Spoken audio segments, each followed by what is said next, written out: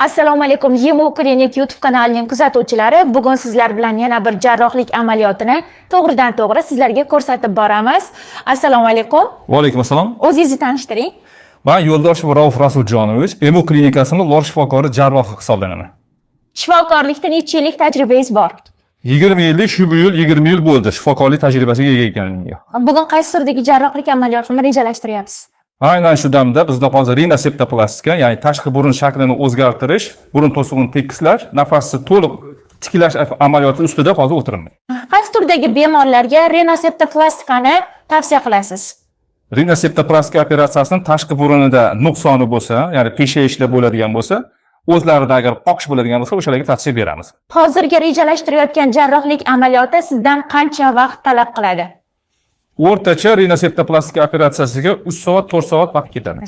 Bemorning ahvoli yoki yoshi, vazni rinaseptoplastika jarrohlik amaliyoti uchun to'siq bo'la oladimi? To'siq bo'la oladi. Endi 50-60 yoshdan keyin maxsus bir nimalari bor, chegaralari bor. O'shalarni hammasini tekshiramiz. Agar sog'liqlarida muammo bo'lmasa, olamiz. Qolgan holatda boshqa mutaxassislarimizga jo'natamiz.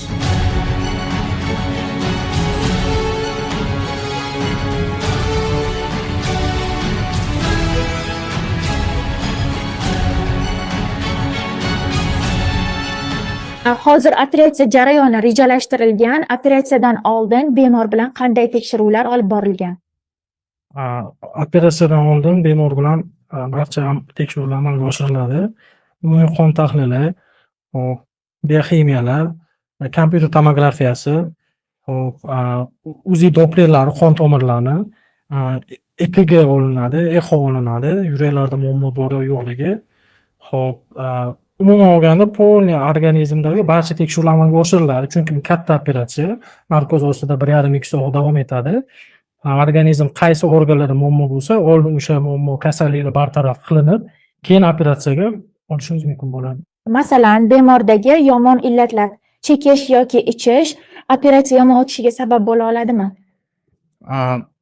Qisman sabab bo'ladi. Sababi uzoq yillar davomida surunkali chekkan odam, masalan, o'pkalarida muammo bo'ladi, obstruksiyalar bo'ladi. Bular o'sha narkoz ta'sirida bemor yotgan paytda uni nafasi bilan, o'pkalar bilan muammoga olib kelishi mumkin. Yokida uzoq davomida spirtli ichimliklar qabul qilgan bemorda oshqozoni, jigarlarida o'ziga xos kasalliklarga sabab bo'lgan bo'ladi. Bular operatsiyani qiyin o'tishiga yoki salbiy oqibatlarga sabab bo'lishi mumkin. Ko'p bemorlarimizda kuzatiladi. Ko'pchilik bemorlar burun orqali nafas ola olmaydi va doimiy og'iz bilan nafas olishadi. Bu jiddiy asoratlarga olib keladimi kelajakda? Burun emas, og'iz orqali nafas olish jiddiy sabablarga olib kelmaydi, lekin ma'lum bir hayot tarzini sifatini buzilishiga sabab bo'lishi mumkin. Birinchi o'rinda og'iz bilan nafas olgan bemorlarning ko'pchiligida og'iz bo'shliq muammolari ham yuzaga keladi. Bularda misol qilib aytish mumkin, surunkali tanzilit kasalligi yuzaga keladi. Ya'ni aslida biz burundan nafas olganimizda burun orqali o'tayotgan havo burun tuklari, shimdiq qavatlaridagi o'ziga xos retseptorlar, hujayralar orqali infeksiya ushlanib qoladi va o'sha havoni namlanib iliq o'tishiga sabab bo'ladi. Og'iz orqali nafas olganimizda o'sha to'siq bo'lmaydi. Infeksiyalar, havoning sovuq o'tishi natijasida surunkali tanzilit kasalliklar, faringit, tish bilan muammolar yuzaga kelishi mumkin. Ayni paytda klinikamizdagi qaysi qulayliklar operatsiyani yengil darajada o'tishiga sabab bo'la oladi? Bizning klinikamizda barcha shart-sharoitlar mavjud. Operatsiyani to'liq va yengil o'tishi uchun bemorlarimizning operatsiyadan oldingi tekshiruvlari, operatsiya davomidagi biz uchun kerak bo'ladigan barcha instrumentlar, narkoz apparatlari hammasi eng yaxshi va so'nggi usulda jihozlantirilgan va bundan tashqari operatsiyadan keyingi reabilitatsiya bosqichi 2-3 kun palatalarimiz hammasi kislorod, kerakli medikamentlar bor vositalari barchasi ta'minlangan va bu yaxshi ta'sir qiladi natijani yaxshi bo'lishi uchun. Bemorlarimiz orasida kichik metlar ham yuradi. Operatsiyani yozda qildirgani ma'qul, qishda qildirsam operatsiyani men juda ham qiynalaman degan savollar yuradi. Bu qanchalik to'g'ri? Aslida bu haqiqatga unchalik yaqin kelmaydi. Mavsum tanlamaydi bizning operatsiyalarimiz. Rinoplastika, septoplastika amaliyotlarini yilning har qanday mavsumida amalga oshirish mumkin. Bu bir ayniqsa bemorlarimiz o'ylashadi, yozda issiqda qiynalib qolish, boshqa buni rejalashtirishadi qishki mavsumga. Bu o'sha issiqda terilamaslik va bizning перевязкalarimizga kelishlari uchun muammolar bo'lmasligi uchun salqinroq paytlarda operatsiyani rejalashtirishadi. Bizni sohamiz bo'yicha shifokorlar tomonidan aynan qaysi mavsumda operatsiya qilinish tavsiya qilinadi. Aytmoqchimanki, yilning har qanday mavsumida operatsiyaga olsak bo'ladi. Hozirgi kunda ko'pchilik qizlarimiz afzal ko'ryapti rinoplastika va septoplastikani. Asosan operatsiyadan keyingi holatda ularga nima tavsiya qilgan bo'lardingiz? Xo'p, operatsiya o'tkazgan qiz va bolalarimizda rinoplastikami, septoplastikami qanaqa operatsiya bo'lishidan qat'iy nazar bizga bergan rekomendatsiyalarimizga to'liq rioya etishlarini tavsiya qilamiz. Dori vositalari, ukollar, post operatsiya biza beradigan rekomendatsiyalar hammasini to'liq amalga oshirib, biza beradigan uydagi qanaqa yashashlari hammasini biz tushuntiramiz, nima qilishlari mumkinligini. Tavsiyalarimizga to'liq rioya qilishsa, xudo xohlasa, salbiy oqibatlar, qanaqadir aslijeniyalar bo'lmaydi. Ko'pchilik bemorlarimiz gipsni olgandan keyin qonun qoidalariga bo'ysunishmaydi. Gipsni olgandan keyin qaysi qonun qoidalariga bo'ysunish majburiy?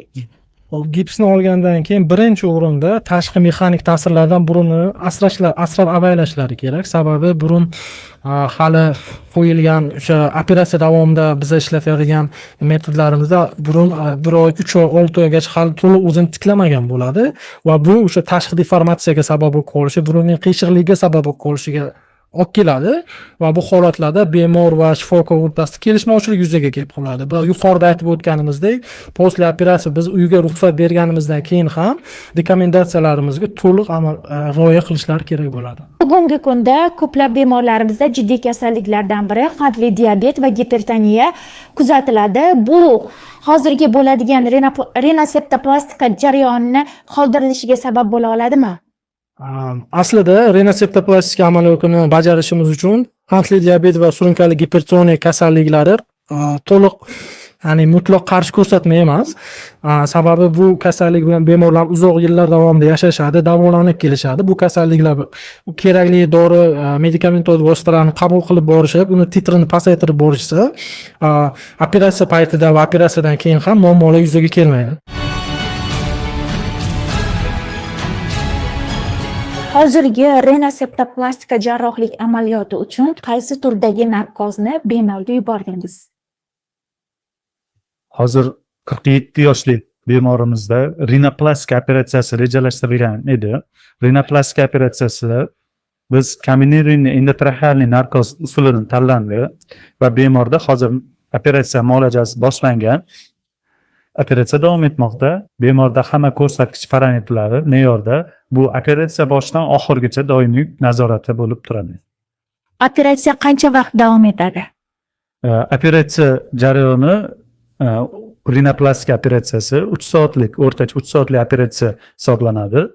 Nasib xudolasa 3 soatda xirurglarimiz ishlab bo'lishsa, narkozni tugatamiz. Xudo xohlasa operatsiyamiz 3 soatdan keyin tugagandan so'ng bemorimizni holati yaxshilanganda palataga o'tkazamiz.